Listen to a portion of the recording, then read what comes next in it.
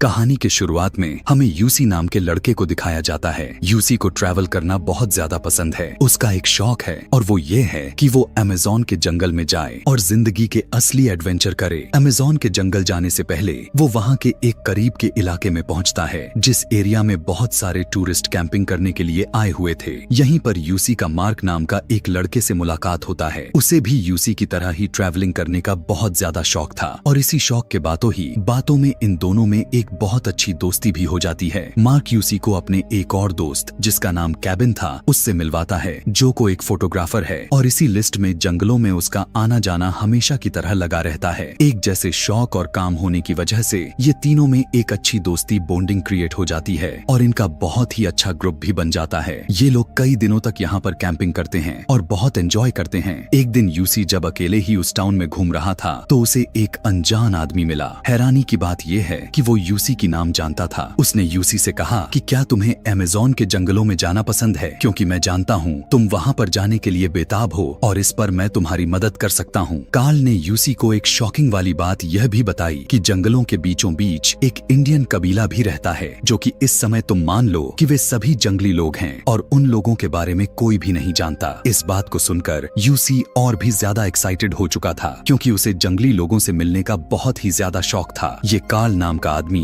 UC से कहता है कि अगर तुम उनसे मिलना चाहते हो या वहाँ उस जगह पर जाने के लिए तैयार हो तो मैं तुम्हारी मदद कर सकता हूँ। यूसी जिसे एडवेंचर का काफी दिनों से शौक था बिना यह सोचे समझे कि कार्ल उसके साथ इतनी मेहरबानी क्यों कर रहा है। वो तो एक अनजान आदमी है और यूसी को आखिर कैसे जानता है। यह सब कुछ सोचे बगैर ही उसने कार्ल के साथ जाने का फैसला कर लिया और इससे बड़ी बात तो यह था कि वो अपने दोस्तों को अपने साथ चलने के लिए मना भी लिया। अगले दिन ये तीनों जाकर दोबारा से कार्ल से मिलते हैं। कार्ल इस बार उनके पास जंगल का मैप भी लेकर आया हुआ था और जंगल का मैप दिखाते हुए वो बताता है कि उन्हें हाइकिंग करते हुए 3 से 4 दिन लग जाएंगे उस जगह पर जाने में जहाँ वे सभी जंगली लोग रहते हैं। और उससे पहले का सफर ये लोग एक प्लेन के जरिए करने वाले थे। अपने साथ सभी जरूरी सामान लेके ये लोग अपनी जर्नी पर निकल पड़ते हैं। सुबह का वक्त दिखाया जाता है जब ये सभी प्लेन के जरिए ये लोग जंगल के करीब पहुँच गए। पूरा दिन इन्होंने जंगल में पैदल ही सफर किया और फिर रात होने पर कैंप लगाकर सो गए। आधी रात जब गुजरी तो इन सब की आंख किसी की जोरदार चिल्लाने की आवाज से खुली। पता चला कि ये तो आवाज मार्क की थी जिसके सर पर किसी कीड़े ने काट रखा था। खैर ये कीड़ा जहरीला तो नहीं था, इसीलिए बिना कोई परेशानी के ये सभी के सभी सुबह होते ही दोबारा से अपना सफर शुरू कर लिया। पूरा दिन ये लोग अपना सफर तो जारी रखते हैं लेकिन जब शाम होती है तो बारिश होना शुरू हो जाती है। बारिश में भीग जाने के बावजूद भी वे सभी अपना सफर शुरू रखा था क्योंकि अगर ये रुक जाते तो शायद बीमार पड़ जाते। चलते चलते फाइनली अब ये लोग एक ऐसी जगह पर पहुंच गए थे जहां पर कुछ लोगों का बसेरा बना हुआ था, यानी यहाँ पर कुछ लोग रहते थे लेकिन ये तो जंगली लोग नहीं थे बल्कि ये तो इंसान थे। देखने में ये एक गांव की तरह लग रहा था। सभी लोगों ने इनका बहुत अच्छी तरह से स्वागत की, इन्हें खाने पीने का इंतजाम किया और आराम करने की जगह भी दी और ये सभी लोग आपस में काफी अच्छी तरह से घुल मिल गए क्योंकि ये लोग कार्ल को पहले से ही जानते थे। यूसी और उसके साथी को पता चला कि कार्ल यहाँ पर आता रहता है। खैर अगले दिन ये सभी उस कबीले से बाहर निकल आते हैं और अपना सफर शुरू कर देते हैं। रास्ते में कार्ल ने इनके सामने आज एक बंदर का शिकार कर लिया था। यहाँ से किसी भी चीज का शिकार करना इल्लीगल था। ये लोग थोड़ा डर गए लेकिन कार्ल बंदर को मारकर हंसने लगा और वहाँ से आगे बढ़ गया और ना चाहते हुए भी ये लोग उसके पीछे पीछे चलते रहे और रात होने पर इन्होंने दोबारा से कैंप लगा लिया। अगली सुबह इन दोनों को दोबारा से सफर शुरू करना था। सफर के दौरान इस बार मार्क से चला नहीं जा रहा था। उसके पैर में दर्द होने लग गया था और उसे चलने में काफी परेशानी हो गई। इसीलिए जब कार्ल ने उसके जूते उतार कर देखा तो मार्क के पैर पूरी तरह से जख्मी हो चुके थे और इन्हें ठीक होने में लगभग 4 दिन लगने वाले थे। कार्ल उन्हें बताता है कि हमें 4 दिन तक यहीं कहीं कैंप लगाकर रहना चाहिए, लेकिन यूसी और उसका एक दूसरा साथी वो दोनों बहुत ज्यादा एक्साइटेड थे जंगली लोगों को देखने के लिए। यूसी का दूसरा दोस्त जो कि फोटोग्राफर था उसे अपनी जर्नल में इंसानी एडवेंचर के बारे में लिखना था। वो किसी भी हाल में रुकने को तैयार नहीं था, इसीलिए ये लोग एक नया रास्ते को ढूंढते हैं। यूसी इन्हें बताता है कि हम एक बोट बनाते हैं और पानी के रास्ते से होता हुआ अपना सफर शुरू कर देते हैं।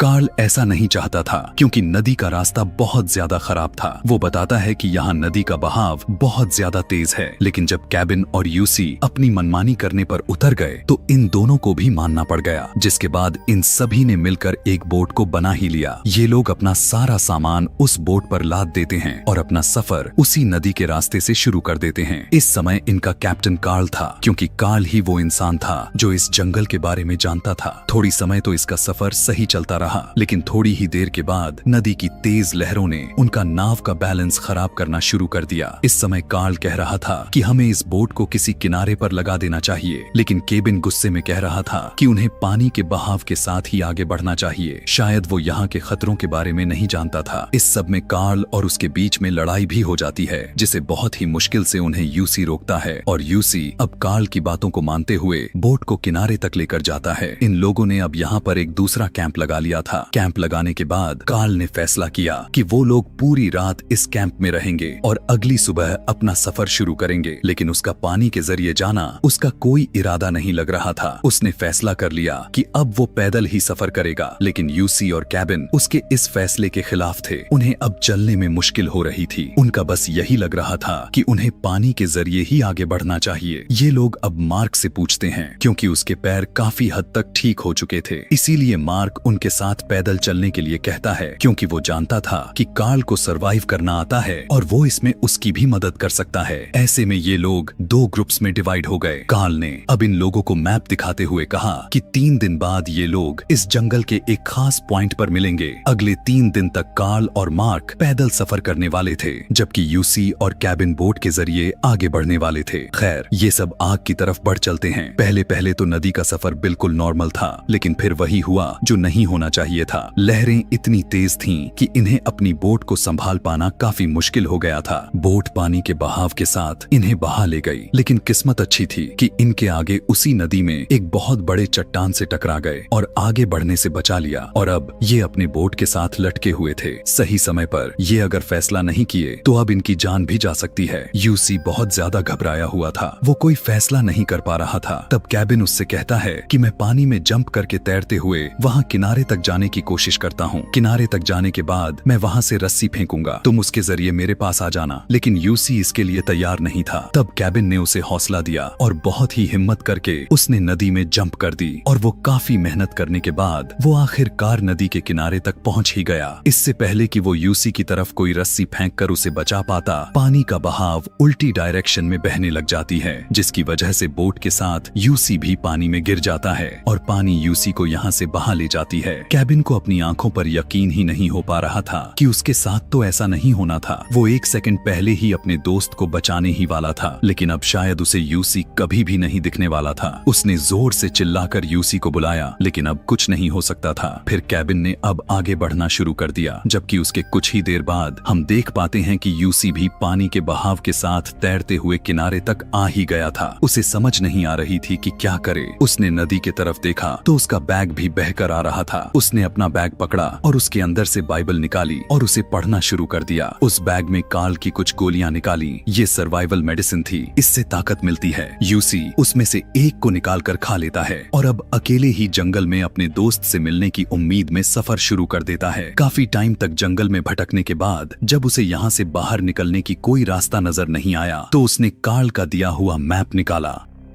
मैप में डायरेक्शन देखने के बाद उसने अपना दोबारा से सफर शुरू की। रास्ते में उसे फलों का एक पेड़ भी नजर आया। अब क्योंकि उसने काफी समय से कुछ नहीं खाया हुआ था, इसीलिए वो उस पेड़ पर चढ़कर जब वो उस फल को तोड़ने की कोशिश की तब वहाँ पर बैठे हुए पहले से सांप ने उसे काट लिया। सांप की इस हमले में शुक्र है कि उसको कुछ नुकसान नहीं पहुँचा पाया। और यहाँ पर हम देखते हैं कि यूसी ने उस पेड़ पर चढ़कर सांप को उतारा और उसे एक पत्थर से कुचलकर मार डाला और जिंदा रहने के लिए उसे ही खा लिया। इसके बाद वो रात में आराम करने के बारे में सोचा। जब वो सो रहा था तब उसे किसी की आवाज सुनाई देती है, जो कि मार्क की आवाज थी। कि तभी यूसी देखता है कि मार्क सच में उसके सामने खड़ा था और जैसे ही वो उसके पास जाने की कोशिश की तभी अचानक से मार्क वहाँ से गायब हो गया। तब हमें पता चला कि ये तो सब उसका एक भ्रम था। इतने दिन अकेले रहने की वजह से उसका दिमाग खराब होने लगा था। अब जब वो सोने के लिए गया तब उसे महसूस हुआ कि उसके इर्द गिर्द कोई जंगली जानवर है, जो कि सच में था। इसीलिए वो काफी हिम्मत करते हुए अपने लाइटर को जलाते हुए पीछे से गैस का स्प्रे कर दिया और आग के जरिए उस जानवर को अपने पास से भगाकर वो सो गया। सुबह उठने पर उसके सर में दर्द होने लग गया था। उसने जब अपने सर पर अपना हाथ लगाया था तो उसके सर से खून निकल रहा था। उसे अपने सर में कोई चीज हिलती हुई महसूस हो रही थी और अब उसे पता चल गया था कि उसके सर में कोई कीड़ा घुस गया है। एक क्रिपी सी सीन यहाँ पर दिखाया जाता है जहाँ पर उसके सर के अंदर एक कीड़ा है और वो उस कीड़े को पकड़कर अपने खाल से बाहर निकालता है, जिसके बाद वो अपना आगे का सफर शुरू कर देता है। रास्ते में उसे कुछ बर्ड्स के अंडे भी मिले जिसे उसने तोड़कर खा लिया। थोड़ी आगे जाने पर उसे एक ऐसी जगह मिली जहाँ पर पहले कबीले के लोग रहते होंगे, फिर किसी खतरे की वजह से वहाँ से चले गए। ये कैंप लगाने की अच्छी जगह थी, इसीलिए वो वहाँ पर कुछ देर बैठकर आराम किया। यहाँ पर उसके पैर में अब काफी जोरदार दर्द होने लग गया था। उसने जब जूते उतारे तो उसने देखा कि उसके पैर कटे पड़े थे। उसके पैर से खून निकल रहा था। पैरों की दर्द की वजह से उसे रात यहीं पर गुजारनी पड़ी थी, लेकिन सुबह वो बहुत ही जुनून से उठा। इस जगह से बाहर निकलने के लिए थोड़ी दूर आगे जाने पर उसे पैरों के निशान दिखाई दिए, जिससे वो बहुत ज्यादा खुश हुआ। उसे लग रहा था कि ये मार्क के पैरों के कुछ निशान हैं। उसके अंदर एक उम्मीद जागी कि अब वो अपने दोस्त के बहुत ही करीब है, लेकिन ऐसा नहीं होने वाला था। सीन कट होने के बाद फाइनली हमें कैबिन को दिखाया जाता है जो बहकर नदी के किनारे पर आ चुका था और उसे यहाँ पर गांव वाले ने देखकर उसे रेस्क्यू कर लिए। जैसे ही कैबिन की तबीयत थोड़ी बेहतर हो गई तो वो फौरन जाकर यहाँ के ऑफिसर से मिलता है और उससे यूसी के लिए मदद मांगता है क्योंकि वो पानी में बह गया था। ऑफिसर भी कैबिन का बात मानते हुए रेस्क्यू करने के लिए यूसी के लिए एक प्लेन जंगल की तरफ भेज देता है। यहाँ पर यूसी को दिखाया जाता है जो कि 14 दिनों तक इसी जंगलों में रहने की वजह से उसकी दिमागी हालत अब खराब होने लग गई थी। अचानक उसे ऊपर से एक प्लेन की आवाज भी सुनाई दिया। उसके अंदर एक उम्मीद की किरण जागी और वो लाल कपड़ा लिए प्लेन को सिग्नल भी दे रहा था, लेकिन उसकी बदकिस्मती की प्लेन वाले ना तो उसे देख पाए और ना ही सुन पाए। यहाँ प्लेन में आकर उन्होंने रिपोर्ट दिया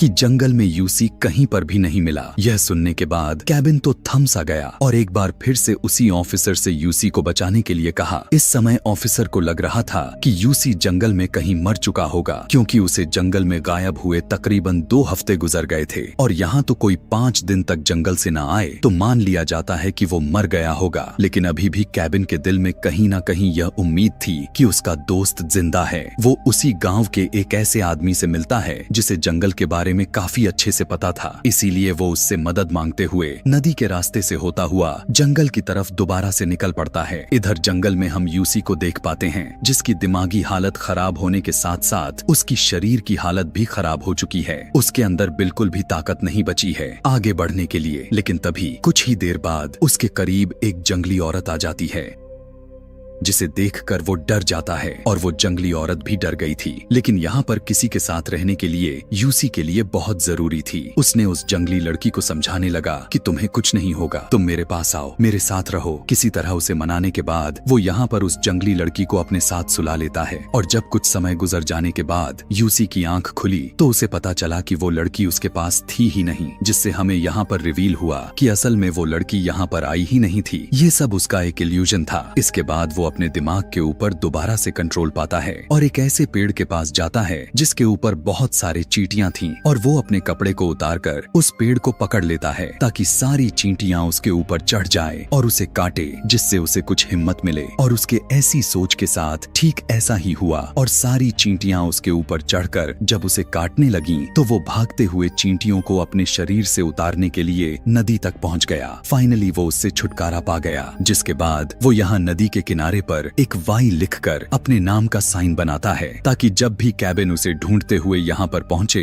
तो उसे पता चल जाए कि यूसी यहाँ पर जिंदा है। वो अभी यह सोच ही रहा था कि तभी अचानक से उसके सामने से एक कछुआ गुजरा। उसने फौरन एक पत्थर उठाकर उसे मारने की कोशिश की ताकि वो उसे मार कर खाकर अपने पेट भर सके, लेकिन उसे इस कछुए पर तरस आ गया और उसने कछुए को नहीं मारा। अब यहाँ पर यूसी को पूरी तरह से पता चल गया था कि वो नहीं बच पाएगा, क्योंकि ना तो उसके अंदर अब जान जान बची थी कि वो यहाँ से आगे बढ़कर सरवाइव कर सके, और ना ही अभी तक कोई उसे लेने के लिए आया था। वो समझ गया था कि अब वो मर जाएगा, इसीलिए वो बड़ी दुखद भरी नींद के साथ सो गया। जब सुबह हुआ तब हमने एक अच्छी चीज देखी कि कैबिन सच में यूसी को ढूंढते हुए नदी के उसी किनारे तक आ गया था जहाँ पर यूसी की वाई वाला साइन को भी देख लिया। वो समझ गया था कि यूसी यहीं कहीं करीब है, लेकिन बहुत ढूंढने पर भी यूसी उसे कहीं पर भी नहीं मिला। तब कैबिन को अपनी हार मानते हुए यहाँ से जाना पड़ा। कैबिन को लगने लगा था कि अब यूसी यहाँ पर जिंदा नहीं है। जैसे ही उस बोट की जनरेटर को स्टार्ट किया तब उसकी आवाज ने यूसी को जगा डाला। यहाँ पर यूसी जोर जोर से आवाज लगाकर कैबिन को बुला रहा था, लेकिन उसकी आवाजें इतनी दूर कैबिन तक नहीं पहुँच पा रही थी, क्योंकि यहाँ पर लहरों का शोर काफी था और बोट का अपना भी शोर था, जिससे यूसी की आखिरी उम्मीद भी चली गई थी। उसका दोस्त उसे इतने करीब बचाने के लिए तो आया, लेकिन शायद किस्मत ने उसका साथ नहीं दे रही थी। अभी वो यही सोच रहा था कि तभी कैबिन ने अचानक से पीछे मुड़कर देखा। वो तो आखिरी बार उस घने जंगल को देखना चाह रहा था। उसे यह नहीं पता था कि उसे यूसी दिख जाएगा। उसने फौरन बोट के ड्राइवर से उस बोट को वापस मुड़वा लिया। जैसे ही बोट किनारे पर लगती है, कैबिन भागकर यूसी के पास आता है और ये दोनों गले लग जाते हैं। यहाँ बहुत ही इमोशनल सा सीन था। दोनों एक दूसरे से मिलकर रोने लग गए थे। यूसी यह देखकर हैरान था कि वो अभी तक जिंदा है। वो यहाँ पर गॉड का शुक्रिया करता है और फिर यूसी को लेकर वो अपने गांव चला जाता है। गांव के सभी लोग यूसी को देखकर हैरान थे कि इस अमेज़न के जंगलों में कोई 2 हफ्ते से ज्यादा सरवाइव कर सकता था तो वो यूसी ही था। सभी लोग उसके बच कर आने का शुक्र अदा करते हैं। जिसके बाद हमें कहानी के इस आखिरी में कार्ल और मार्क के बारे में बताया जाता है। कार्ल एक क्रिमिनल था और उसने अपने किसी क्रिमिनल के इरादे से यूसी, कैबिन और मार्क को लाया हुआ था। कैबिन और यूसी की किस्मत अच्छी थी कि उन्होंने अपना रास्ता बदल लिया, लेकिन मार्क जो कि कार्ल के साथ गया था, उन दोनों का आज तक कोई सुराग नहीं मिला। इस कहानी के लास्ट में हमें पता चलता है कि ये मूवी रियल इंसिडेंट यानी सच्ची घटना पर आधारित है। जो इस जानकारी को लोगों तक पहुंचाने के लिए इस मूवी को बनाया गया है और इसी मूवी के जरिए यूसी की हौसले को बढ़ाया गया था।